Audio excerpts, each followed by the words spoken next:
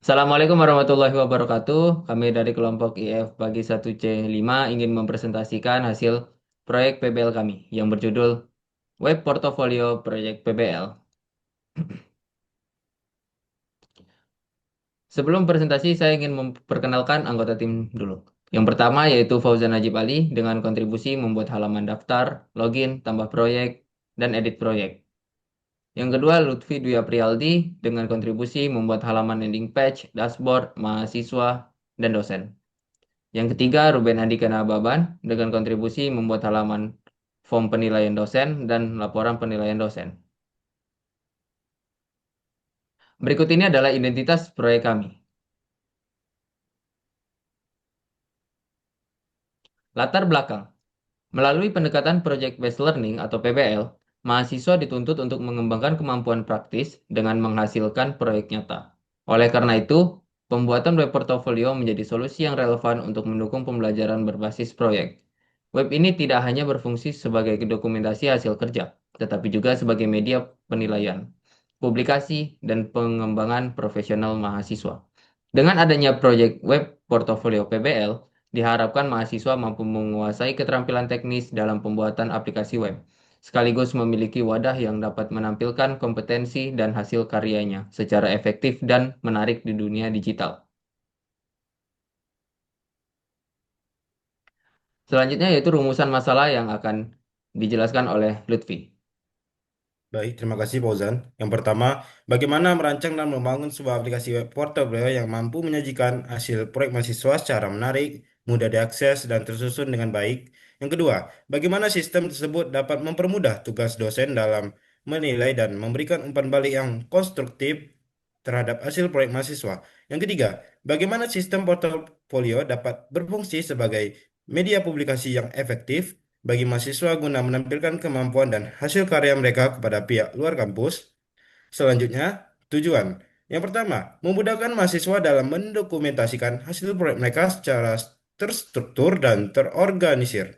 Yang kedua, memberikan kemudahan bagi dosen dalam melakukan proses penilaian serta pemberian komentar terhadap hasil kerja mahasiswa.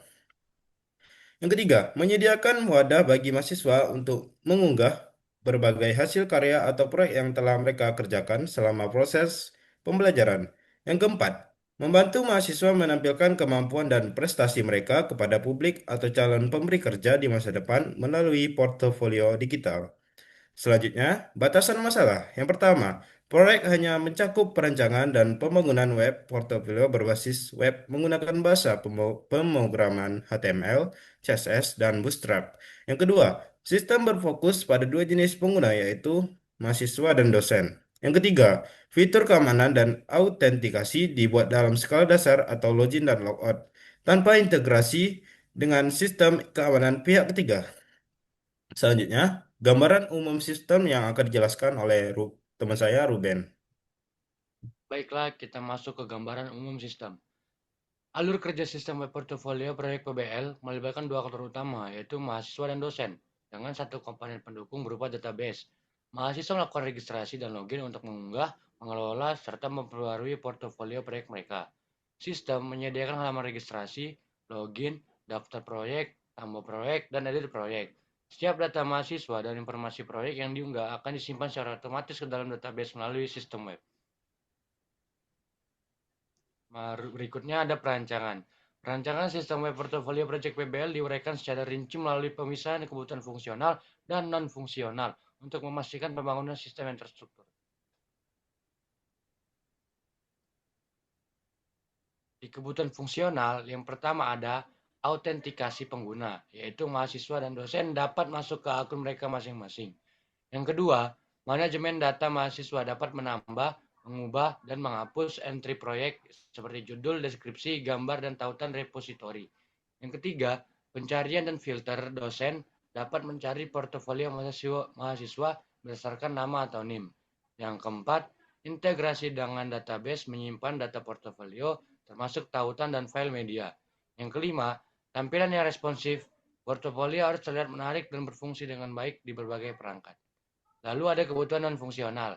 Yang pertama, usability atau kemudahan penggunaan antarmuka aplikasi harus ramah pengguna dan intuitif bagi semua kalangan pengunjung. Yang kedua, source code. Aplikasi harus terstruktur dengan baik dan mudah dipelihara oleh pengembang yang berbeda, mengikuti konvensi penulisan program. Yang ketiga, language antarmuka aplikasi yang menggunakan bahasa Indonesia yang baik dan benar. Lalu kita masuk ke wireframe yang akan dijelaskan oleh teman saya lagi yang bernama Fauzan. Selanjutnya bagian wireframe yang pertama yaitu landing page. Berikut ini adalah halaman landing page atau halaman pertama yang dimana terdapat penjelasan tentang web portalan dan profil anggota atau NIM, dan di bagian atas terdapat beberapa tombol aksi yaitu beranda, tentang, jurusan, daftar akun, dan login. Yang kedua, login. Berikut adalah tampilan halaman login untuk mengakses akun pengguna. Halaman ini memiliki kolom username yang berupa NIM atau NIP sesuai peran, kolom password, tombol login untuk masuk ke halaman proyek, serta tombol kembali untuk menuju halaman beranda. Yang ketiga yaitu daftar. Kotak overlay di tengah halaman berjudul daftar berfungsi sebagai form pembuatan akun baru.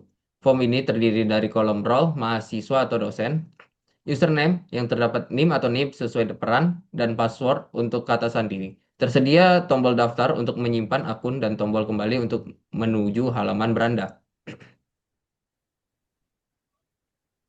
Selanjutnya, dashboard mahasiswa yang akan dijelaskan oleh Lutfi. Baik, terima kasih Fauzan. Tampilan dashboard mahasiswa berfungsi sebagai pusat pengumpulan dan pengelolaan tugas proyek. Pada halaman ini, mahasiswa dapat mengunggah proyek yang telah dikerjakan. Tersedia tombol tambah proyek untuk menuju form tambah proyek dan tombol lihat portofolio yang akan mengarah ke detail proyek. Selanjutnya, form tambah proyek. Tampilan form tambah proyek berfungsi untuk menambahkan proyek PBL ke sistem portalan. Form ini memuat kolom judul proyek, semester, deskripsi, ketua tim, anggota tim, link file, URL YouTube, dan foto proyek. Terdapat tombol tambah untuk menyimpan data proyek dan kembali untuk membatalkan pengisian serta kembali ke halaman sebelumnya. Selanjutnya, detail proyek mahasiswa. Halaman detail proyek mahasiswa menampilkan informasi lengkap proyek PBL yang diunggah, meliputi deskripsi, link file, URL YouTube, dan daftar anggota kelompok. Di bagian bawah terdapat tombol kembali untuk kembali ke halaman sebelumnya dan edit untuk memperbarui data proyek. Selanjutnya, form edit proyek yang akan dijelaskan kembali oleh Ruben. Lalu ada form edit proyek. Halaman form edit proyek mahasiswa berfungsi untuk memperbarui proyek PBL yang telah diunggah. Form ini berisi kolom seperti judul proyek, semester, deskripsi, ketua tim, anggota tim, link file, URL YouTube, dan foto proyek. Di bagian bawah terdapat tombol kembali untuk membatalkan pengeditan dan simpan untuk menyimpan perubahan proyek. Lalu yang kedelapan ada dashboard dosen. Halaman dashboard dosen berfungsi sebagai akses utama bagi dosen untuk melakukan penilaian proyek mahasiswa. Melalui dashboard ini, dosen dapat men-search NIM mahasiswa dan memberikan nilai pada proyek yang telah dikumpulkan. Terdapat tombol tambah penilaian yang mengarah ke halaman detail proyek untuk melihat informasi lengkap dan memberikan penilaian. Yang kesembilan ada form penilaian dosen. Halaman form penilaian dosen digunakan untuk memberikan nilai dan komentar terhadap proyek PBL mahasiswa.